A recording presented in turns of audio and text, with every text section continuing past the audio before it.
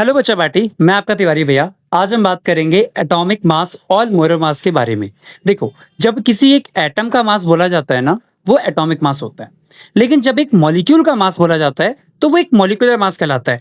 मान लो मुझे एटम पता है कार्बन, कार्बन एक एटम है। अब कार्बन का जो मास हो जाएगा, वो कार्बन का एटॉमिक मास है, यानी कि 12। लेकिन वहीं पे मॉलिक्यूल बना दिया मैंने CO2, तो इस मॉलिक्यूल का जो मास होगा, इसे मोलर मास बोलेंगे।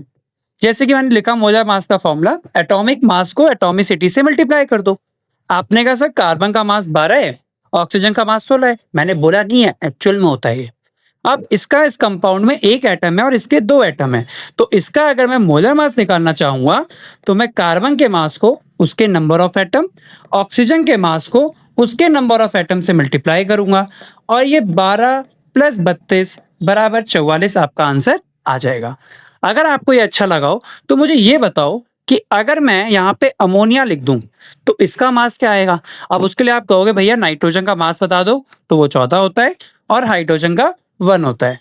वेरी गुड, अगर आपका आंसर 17 आया है। अब इसके बाद हम बात करते हैं H2O की। जिन बच्चों को ये समझ में आया, वो H2O का मास कमेंट करेंगे और इस पेज को फॉलो कर लेना ऐसे ही इंफॉर्मेटिव वीडियो के लिए।